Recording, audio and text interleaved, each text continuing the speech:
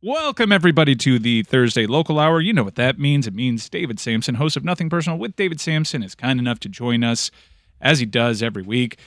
David, happy World Series weekend. I'm a little confused as to why the sport of baseball didn't really seize on owning the calendar here, but I understand that the League Championship Series were probably quicker than most people assumed. Would have loved a shift in the calendar because there's no way I pay attention to this thing during a weekend. So the way the World Series calendar works is it's completely not flexible because you're dealing with hotels. It's as though the Super Bowl would change days, and I don't want to compare the Super Bowl to the World Series, but you set up a weekend, and you've got the parties lined up, and you've got the locations for the parties, you've got the fan-activated areas, you've got the player hotels, and those hotels are not available other than those blocks of nights. So that's why it's all done in advance, and that is actually why that we had the All-Star game decide who the home team was going to be, because you needed that amount of notice. And what Major League Baseball did after there was an outcry going back to, Bud Selig's shrug, where make the higher seed get the home field advantage, it was a big deal for all the different cities because traveling secretaries had to deal with hotels in their cities to make sure that certain dates in October were available, even if your team stinks and had no chance of being in the World Series. So it's a marquee matchup here in the World Series, Philadelphia Phillies versus the Houston Astros. Houston Astros fans at least feel somewhat vindicated with this World Series appearance after the cheating scandal of a couple of years ago. The pandemic really robbed us, I think, of a lot of brushbacks that everybody was eager to see. There was video of the NLCS celebration on the field, and I'm very curious to hear your thoughts because I've heard you weigh in on many a large contract in that sport, where Phillies owner John Middleton approached Bryce Harper and said, I don't know if it's possible that we could underpay somebody that we're paying $300+ million to, but I'm pretty sure I've underpaid you. Now, it's hard to argue. Bryce Harper's, at least to this point, has been worth every penny at a ridiculously high total. What is your takeaway from John Middleton saying that to Bryce Harper for all the cameras to hear? He's the same guy who said that I'm ready to spend stupid money to win. So I'm not sure that anything he says is right. But what's the math on Harper? What year is he in of his contract? Do you know? I'd guess the fourth year, fourth. So the Nationals won the World Series the year he left. So he's been there 19, 20, 21, 22. This is year 4 of 13. So let's just assume that he has 13 productive years, which is unheard of. Hasn't happened before, but let's just say he does. So let's say you only amortize a 13th of his deal every year and do it on a straight line basis. And just for math purposes, just say it's even $390 million, which it's not, so $30 million a year. So far, they've paid him about $100 million. There's no way that the Phillies have gotten $100 million worth of revenue from Bryce Harper. So economically, he's not worth it. What Middleton is saying is we've won the pennant, and but for your home run, we wouldn't have won the pennant in theory, even though it was Game 5 and they were up 3-1. That's just an owner feeling so good about himself that he buys the manager a Mercedes-Benz or promises things to players. It really is not relevant or defensible in any economic way. Bryce Harper has not been worth that contract. Well, defensible. He's made a lot of fans happy. He said he was willing to pay stupid money to win, and the fans care about winning, and they're winning. And I know baseball is littered with historical outliers where low-salary teams, low-payroll teams make it to the World Series, but this year was a good argument for spending a lot of money to win. All the teams in the League Championship Series were in the top 7 in team payroll. With an expanded playoff, are we seeing a sea change? And are some of these lower payroll teams willing to break from their DNA and copy what some of the more successful teams have done this year, and that's spend? It's such an unreasonable question because just because one year there's 4 of 7 or you need to be in the top, every team on the bottom wants to be on the top. That's like a standings, right? Every team on the bottom of the standings wants to be at the top of the standings, but by definition, as John Skipper likes to say, at the end of a year, there's going to be half the people losing and half the people winning, by definition. And so there's going to be people at the bottom half of the payroll structure always. And that's because of their market. That has nothing to do with the wealth of their owner. The richest owner when I was in baseball was a guy named Carl Pohlad, who owned the Minnesota Twins, who were in danger of being contracted because they didn't have a new building, which he wasn't going to pay for. They didn't have support, and he wasn't about to fund the payroll. Your own Marlins had one of the richest owners in baseball, in Wayne Huizenga. And by the way, John Henry was one of the richest owners when he owned, and that had nothing to do with payroll. It's market-based and revenue-based. So it's not like owners will all of a sudden say, wow, I'm now going to lose more money because I see that having a bigger payroll helps. Of course they know that. I feel like I should push back a little bit. I understand the fire sale helped ruin baseball fandom down here for generations of baseball fans, but they won a World Series in 1997, in large part because they spent a lot one off season and loaded up that team. There's plenty of arguments for what you're saying, David, but to kind of take the approach that you're taking right now and be dismissive from an economic standpoint when fans don't give a shit, especially in that sport, about economics. They only care about winning. I mean, it's hard to argue, at least this year with an expanded playoff, that random ball is probably a little diluted and you should spend more. All the 7 top 10 teams in payroll made the playoffs. The money increases the probabilities of you winning. Guarantees them not at all, but increases the probabilities. That is an absolutely correct statement. By the way, you were around in Florida in 97. I don't know how old you were. I was not in the game yet, but Wayne Huizenga, I remember as a fan, he was very clear during the course of that season that if there's no new ballpark given to him, and he wanted to call it Wayne's World at the time, if there's no new ballpark, I'm trading all the players. He actually said it while the Marlins were on their World Series run. I wasn't very old, but I was old enough to remember that was a looming storyline throughout that postseason, was that better get it now because it's not going to happen again. This team is going to be sold off. Isn't that unbelievably short-sighted, though, David? Like, in retrospect, if Wayne Huizenga had just paid for his own ballpark, wouldn't he have then made a killing on the franchise? Like, isn't anyone who just ends up paying for their own ballpark going to be well remunerated for that because the value of their team goes skyrocketing up? I spoke to Wayne Huizenga about that very topic when I met him for the first time in 2002, and I asked him whether or not he had a regret over it. And he said the only regret was Joe Robbie building Joe Robbie Stadium on his own, and that is not a tenable solution for any team owner in any sport to build his own stadium. So he had no regret. He actually was upset with the community on top of his telling me about his argument with the Heat and the whole Dade and Broward argument, which was very funny when he described it to me. But his view was that no owners should ever do anything other than have public financing for ballparks. What was the funny Dade Broward argument? He liked Broward more. He didn't have much use for Dade. He hated Dade. Dade. Oh, to him, Dade did not exist. The thought of him ever having a team in Dade, it was a non-starter. He told me the only thing from space you can see is the line between Dade and Broward. He said it right after he said a prayer before we ate, which was very funny as I was sitting there eating, not thinking I had to do a prayer, and I felt so awfully uncomfortable. And he was an interesting guy. He did not care about anything other than money, and he was very open about that, and he embraced that fact. Let me ask the question on Harper a different way. What's the World Series worth? What's getting to the World Series worth? What was it worth for you, the Marlins, when you were having record crowds in a football stadium for World Series games? Keep in mind that the gate for World Series and all playoffs is not your gate. During the regular season, your home gate is your home gate. You don't share it with the visiting team. You don't share it with Major League Baseball other than revenue sharing. But in the postseason, your home gate is actually run by baseball. The ticket prices are done by baseball. The revenue is given to baseball and then distributed back to various parties. There's bonus pools for umpires. There's bonus pools for players. Teams do make money. The Marlins made that year an extra about $19 million in revenue by going all the way to Game 6 of the World Series and having two large stadiums be in that World Series, the football stadium and Old Yankee Stadium. But the real money is made when you parlay that into next year's season tickets. And that's what teams try to do with a good postseason run, is they sell into next season. You may buy postseason tickets this year if you put a deposit down for season tickets next year. If we win the World Series, we will get momentum on the ticket side and on the sponsorship side. So the question for the Phillies is what is their upside in gate revenue? And the answer is likely in the scores of millions of dollars.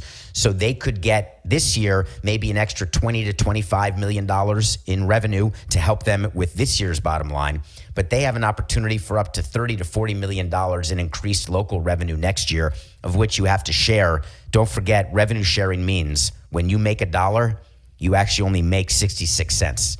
So if they get an extra $30 million of ticket revenue because of the World Series, the net to the owner is only about $20 million of that dollars. $10 million goes into revenue sharing. Those are the numbers. I appreciate your answer. It was a dollars and cents answer, but what Dan asked you is, what is it worth? And I think that there's a social capital that comes with winning a World Series. You yourself have benefited from this social capital. Anytime someone calls into question your legacy and what you did with the Florida Marlins, an ultimate argument ender from at least your perspective is, but we won the title. We won in 2003. No, so what? I misunderstood. I thought you were talking about money. What it means to John Middleton is he gets to walk around owners' meetings and in every party he goes to for the rest of his and his family's life, and he's got a ring on his finger. And it's not the 2017 ring that Jim Crane's trying to never wear, which is why the Astros are so badly want to win, because then he can wear his 22 ring. Lon Trost works for the Yankees. I've never told you this story, Mike. This would have been a perfect COVID story. Lon Trost is the Yankees, whatever he is, COO. He goes to owners' meetings wearing every one of his Yankee rings. So he has them on pointer, middle finger, pinky, and ring finger of both hands.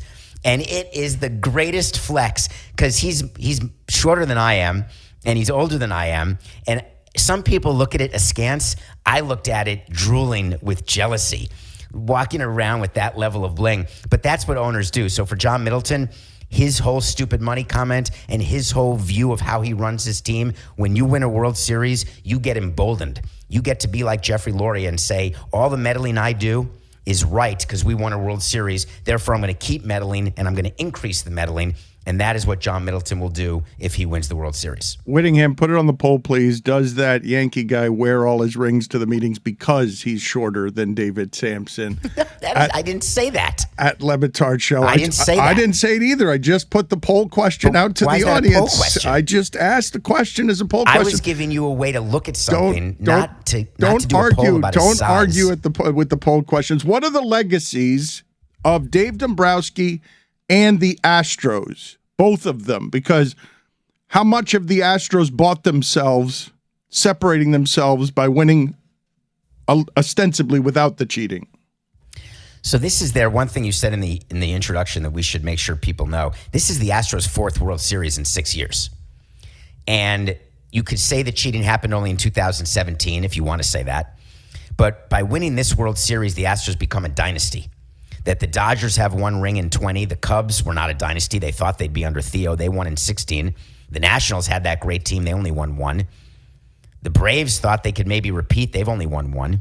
Remember when the Braves won the division for 14 years and won one ring? That's not a dynasty. Despite all the rings of the short guy, all of them are old. The Yankees haven't done any recent winning. Not at all. No, the Yankees haven't won a ring since 09. But still, the Yankees had a dynasty back in 98 to 2000. That was their dynasty. And then they lost in 01 and lost in 03. That's going to the same 5 World Series in 6 or 7 seasons. They were amazing with Jeter and Posada and Pettit and Mariano, etc. But Dave Dombrowski, I want to talk about him for a second. Think about his career. Go back to Florida. He got the money and got the World Series in 97. He then went to Detroit, got them to a World Series, got Mike Ilitch to sign all these players. He then went to Boston and won a World Series and signed all these players. Are you seeing something in common? He then went to Philadelphia and got John Middleton. He found another owner to spend stupid money and signed all these players. Dave Dombrowski is really good at spending owners' money, and he's really good at spending it on players who are going to help him win. And then they win, and then the organization is left sort of barren and bad for a period of time. But Dombrowski will tell you, and I couldn't agree more, I don't care about the barren times because I have a ring on my finger. So Dave Dombrowski is one of the most successful baseball executives ever, that he's gone to 4 franchises, and albeit spending money, but he's spent it and won, and that's a rare combination. He'll get into the Hall of Fame, will he not? I believe he is a Hall of Famer. I mean, you do it with that many teams. It's really quite amazing what he's done over the number of years that he's done it. And there are owners in the room who don't view Dave well because they say, man, he just convinced me to spend money that I shouldn't spend because we won't necessarily win often, or then once we're done winning, we're in a terrible position. But the owners who work with Dave love working with him because they get the permanent flex. And the permanent flex is what I do also. It's having the ring. And that is all that matters to Dombrowski. You know what? It's funny. You talk to Dave about Jeter, and he laughs at Jeter. When Jeter came into Miami and said, we want to build this system up from the bottom, we're going to get the best farm system and feed players in. And Dombrowski's like, how about a ring? That's the difference.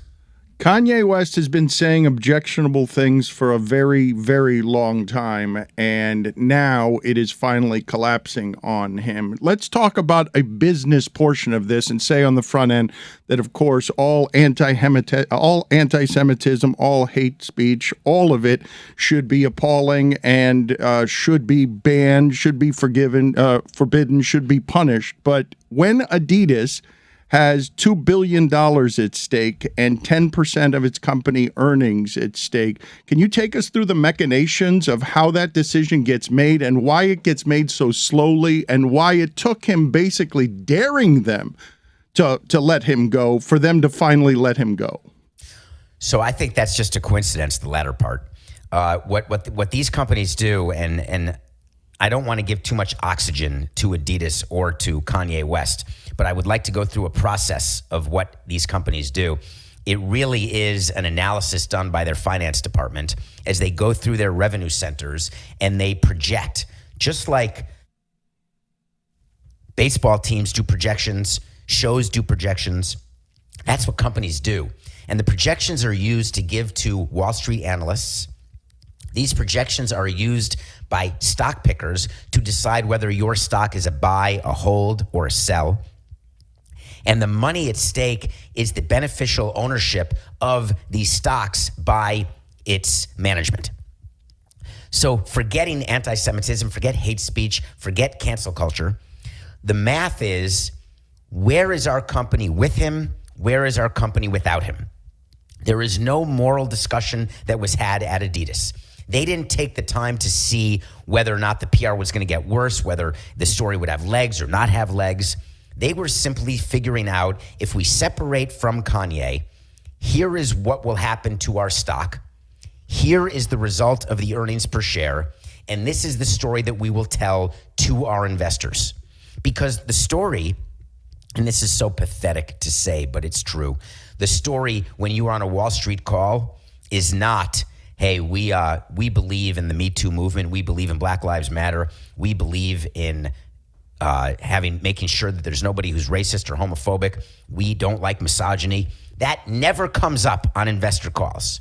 It is all about the underlying financials of the company and if you are hitting your projections or not. And if people were going to stop buying Kanye's stuff because he was being canceled, they had to get ahead of that. And they get ahead of it by letting the market know that they're not going to associate with it. But then in their announcement, and I hope you noticed this, Dan, in their announcement, they talked about the impact on their earnings. If that didn't show you that it's all about business and had nothing to do with the anti-Semitism, then I don't know what ever will. But take me through how hard it is, because the stock did tank. And when it's reported that he's responsible for $2 billion, 10% of their earnings, when you say it had nothing to do with that being the last drop in a bucket, how long do you think lawyers and finance and everyone else was involved in making a decision that was slow to come? It can happen over the course of quarters. It could be 6 months. It could be 9 months. What you're doing when you have a company like that is you're not looking at the fourth quarter of 22. They're already projecting out to the first quarter of 24. They're looking at 25. And the earnings, what's baked in, people who run public companies, you're not as crazed when you take a dip the way Adidas did, because eventually this story passes and then the underlying fundamentals of the stock are what will drive the stock price. I guess what I'm trying to get at, David, is the decision to lose 10% of your earnings, no matter the company that you are. The decision to lose $2 billion. What is the wrestling match there? What can you tell me is happening? They don't view it as losing. That's what I'm trying to tell you. They don't view it as losing $2 billion. They view it as this is their path to making money. That's like when companies close shops or close stores or close product lines down. They're doing it because those are losing propositions. They viewed Kanye West as a losing proposition going forward. They knew it would be a short-term hit financially for a long-term benefit. So it takes months to go through that. It wasn't that he dared Adidas and they said, all right, that's it. We have to now drop him. You think the timing is coincidental, that it happened a couple of days after he is heard saying twice flatly, I can be anti-Semitic and they cannot cut ties with me. He said it twice, and it's a coincidence that it happened right after that they immediately cut ties. Is it possible there are people within the business who said, hey, can we get this answer faster and get this PR out of the way so we can move on? It's possible that the Wall Street analysts spoke to Adidas and spoke to management and said, listen, you guys are missing this right now. This ship has sailed. He is going to be canceled. Is it possible Adidas missed all that? The way Jaylen Brown and Aaron Donald missed it, right? They didn't drop him until after Adidas did, and they claimed that they spent all this time pondering with their family and all the stuff they did. It's a bunch of horse hockey. They did it because they realized that all of a sudden that they had lost control of the narrative. That's why everyone's dropping him. But no, when you're a huge public company, you don't react that swiftly in that way. A player can with his agent, but not a company like Adidas. It would appear that Adidas' stock has also rebounded since the announcement of dropping them. It dipped $4 and it's back to where it was previously. David, every week you give us a review, movie, documentary, series, and I'm curious to know what your review is for this week. Can we talk about Reboot? Has anyone on the show watched Reboot on Hulu? I have not. Has anyone heard of it? This is the first time I'm hearing about it. All right, you're going to like it. It's on Hulu. It's Reboot with Keegan-Michael Key and with Johnny Knoxville. Keegan-Michael Key. Keegan-Michael Key. Thank you. Yeah, I believe you made him a Yankees broadcaster. Yes, that's not Michael Kay. I was in the studio. So I've met Michael Kay over the years, but he was always sitting down and I was always standing up. I was in the CBS studios in Stamford, and Michael Kay was doing work for Yes Network, which is on the same floor. The studios are right next to each other. And he and I were walking back from the restroom. He's like 6'7". Did you know that? He's not that big. He's got a big head. He's not that big. He's giant extremely tall. He is not 6'7". I think he also has a taller than you, hairstyle. Dan. He has a hairstyle that accentuates that head. He kind of Like looks like a Fletch. supervillain in a children's movie. I'm going to text him right now. He's about my size. He's not Don't much tell him that thing taller that I than said me. about his head, please. Are you 6'3", Dan? Yes. He is taller than 6'3". He's probably He was just 6'4". gargantuan. That's taller than 6'3". Anyway, Reboot with not Michael Kay and Judy Greer and Paul Reiser is a TV show about making a TV show. And it's about a TV show that got canceled and then gets rebooted. That's why it's called Reboot. And the stars are older and they're playing the same characters. I went in not knowing anything about it other than I love Key and Peele and I love Johnny Knoxville. And I thought it would be sort of a Jackass thing, but he plays a recovering addict, sort of like Johnny Knoxville, but not doing crazy stunts. He actually has to have emotional range in this TV series. Judy Greer, who you've seen in millions of things, from The Descendants to Elizabethtown to so many others. It's acted perfectly. Paul Reiser makes me smile from his days of Mad About You and everything else he's done. That great movie about divorced parents that I just watched again recently. What's that called? With Bye Matthew Bye Love. Modine. Is it Bye Bye Love? Bye Bye Love. Yes. Yeah. That's an underrated movie. All in all, Reboot, it's 33 minutes per episode. It's a 2-day binge. You will smile the entire time. The writing's brilliant. The cast is brilliant. I cannot strongly suggest Reboot enough. Michael Kay has texted me back, and he says he is 6'4". He's also still mad at me because I would not attend his funeral.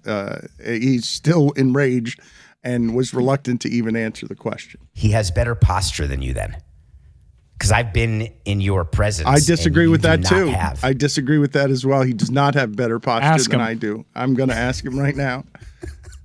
Well, tell him why while we're we talking wait- about this, because we just ran into each other 2 nights ago, the day the Yankees got eliminated, and it was shocking, sort of the difference. And I don't feel that when I'm with you, actually, Dan. I get complimented for my posture. No, I you do. don't. Yes, I do. It's Get outta happened here. several times this year. I'm not kidding. Name a person Not who's complimented kidding. My you. trainer. Get out of here. I Well, mean, what he's else just is he saying that going to to get say? your Hey, your business. body looks amazing. It's just my posture's changed. That's all I'm telling you.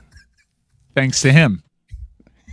Convenient The enough. trainer has to say something to keep getting paid every day. Exactly. Yeah. Hey, It has man, I'm to- seeing there the has to be improvements some in you. sort of improvement, right? Yeah. While we await the answer from Michael K, really, real quick, Aaron Judge, he bet on himself. This seems to have been a great bet on himself. Said all the right things about, I hope it works out. But once again, reminding everybody, he's a free agent. And if you were a Yankee fan, a little knife went into your heart because this is not guaranteed. And it seems like there's going to be a huge bidding war for him. If you're the Yankees, what do you do? Did you notice that when he said, hey, Giancarlo Stanton signed that deal with the Marlins? He didn't sign as a free agent. And Garrett Cole didn't want to play anywhere else. So we can't talk about him because the Yankees could have offered him $2.74 and he would have been a Yankee because it was his dream of him and his family. And Aaron Judge was saying, hey, I'm a free agent. I'll play anywhere. And sort of inviting. What I'm hoping happens, but unfortunately it's not going to, I'd love to see Steve Cohen outbid Hal Steinbrenner and take Judge from the Yankees to the Mets. The problem is Hal Steinbrenner was instrumental in Steve Cohen getting 23 votes to get approved. So Hal Steinbrenner is on the good side. So Steve Cohen doesn't want to get him on the bad side. Because if you get enough owners on the bad side, then all of a sudden you're Danny Boy. So I don't think the Mets will compete for him. The Giants are an interesting situation, but they're not competitive year after year. If you want to win every year, you stay with the Yankees. And the Yankees will match any bona fide offer. And with a free agent like this, I don't want to use the word collusion because we're going to create a headline. But the days of Alex Rodriguez being offered $100 million by the Rangers more than the Braves offered him, and therefore going with Texas and totally changing the salary scale, that's not going to happen with Aaron Judge. There's not going to be a team who comes in and just somehow goes to $500 million over 10 years. It's just not going to happen that way. So every deal will be close enough that we will know whether Aaron wants to be a Yankee or not. But why is it not going to happen that way? Because it sounds like you don't want the headline of collusion, but you're saying they're going to collude to make sure the salary doesn't get to a catastrophic place. Either way, he put himself out there, and I've got a mighty tasty soundbite for when this happens. Yes, you do. I know. Listen, not my first rodeo. Whatever. I knew what I was doing. No, Dan's got his fingers all the way up my ass. Wait a minute. That they accuse him of being a puppet that I manipulate, but he's wrong again. Michael K says he's never been complimented on his posture, and he says, quote, if anything, I might slouch. Up his back, though, not there. That's correct. Yes, you are correct. It would be up his back, but his family accuses him of being manipulated by me. Because I have my fingers up. All right, David, good talking to you. Take care, buddy. Stugotz, I would like to read for you because yesterday Pat Riley was trending, and he was trending because, according to ESPN, who had talked to a bunch of NBA insiders, the best-run organization in the sport with a 90 grade was the Miami Heat, followed by the Raptors, the Clippers, the Warriors, and the Bucks. But the Bucks were like 78. It was Pat Riley and the Miami Heat, according to NBA insiders, better run than anybody. And so I saw that he was trending at 1-3 before beating Portland on the road last night. Yep. And I'm just going to read you a partial smattering of what I was reading at 1-3. Are you ready? Yes. Someone wake Pat Riley up. I'll never forgive Pat Riley for this. Heat are pathetic. Riley should be fired. When is Pat Riley going to go to bed forever? Pat Riley has regressed so bad, keeps signing bums. Pat Riley has sucked the joy out of watching this team. Yeah, this is what you get when you don't improve. Pat Riley, you washed as fuck. Pat Riley needs to call Boogie Cousins. Dear Pat Riley, you failed Jimmy Butler and Heat Nation. Get another PF or retire. Pat Riley going out sad. Pat Riley moved to Florida and adopted a mob boss persona. Zero chance he's a good person. Pat Riley has dementia. What? Pat Riley slept all offseason. Huh. Pat Riley is 103. Pat Riley está washed. No vamos a hacer una puta mierda. Compliment? Pat Riley, ¿qué coño? Estás haciendo otro año más en la mierda. And then one lonely voice. If you say anything negative about Pat Riley around me, I will actually spit in your fucking face. Didn't they win last night? It was before the game. They did. before Big the win. Yeah. 1-3. They take it all back. Why'd you go through all of Cortez's tweets? Congrats on your second victory of the season, Miami Heat. That was a big win. Caleb Martin, he's surprising. Why the need? That's all you got? Why the need after 4 games to erase 4 decades? Can someone just Sports, man. Yeah, okay? it's what we do, Dan. Sports. That was a nice win in a place that's historically been very difficult for Miami to play in. That is a good matchup for what Caleb Martin does at the 4. It won't be like that every time with a guard-centric team like that, but that was really, really good to see the Miami Heat bounce back. Now, they got a back-to-back tonight. It's going to be a much more difficult situation for them. But, Is it Golden State tonight? Yes. Yeah. That was encouraging. That was an encouraging sign. This season has been off to a very disappointing start, even with that win, though. You and I have been critical of Kyle Lowry. I'm wondering, because That was a nice game. 2 of the last 3 games have been pretty good games for him. Mm-hmm. Like, have you changed at all? No? No, it's a stylistic thing for me. I don't, and it's also not a regular season thing for me. He's just not a good postseason player. How do you feel about the aggregated report from anonymous sources that, I have no idea if it's real or not, but the suggestion that Miami dump Lowry and Duncan Robinson for Westbrook? That is preposterous. What? I mean, first off, I saw someone. I'd like to take a flyer. to be honest with you. Someone was reporting that. That's not a report. I hate That's not a report. I That's hate nonsense. that shit. I hate that shit. And what was Rob Pelinka's nom de plume for that article? I'm like, what? hey, get out of here. No one's going to do that. Why is it that Stugotz forever will want Russell Westbrook? Why is it? Big name. He wanted to trade Bam and Tyler for him. Whatever it takes to get Russ. I want to tell you, Stugotz thinks he's trading for the 2015 version of Russell Westbrook. Yeah. That ship has sailed. You said ship there, correct? Yeah. Ship. How much would you pay Stugotz? Heat culture. I mean, maybe that fixes him. There is no culture that will get him to pass And or diplome. shoot better than 30% from mid-range and 3. There is no culture on the planet that is changing Russell Westbrook. Well, you mentioned the Lakers. I don't know if you guys saw this stat from 3 this year. Have you seen what they are in 4 games from 3? No. It's 33 for 148. It's the worst 4-game span by any team in the history of the sport. Oh, boy. Shooting threes. You saw who the Lakers brought in to speak to the team, to deal with adversity. Yeah. Will Smith. But if you read the entire Instagram post, it is just an ad for his upcoming movie. That I honestly don't have Will Smith come and speak to the team unless you physically want all of your players to assault each other and get advice as to how to do that.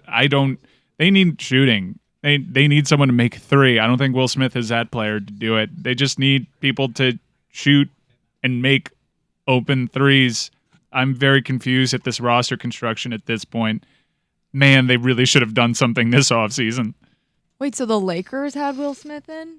Are you sure it wasn't the Warriors?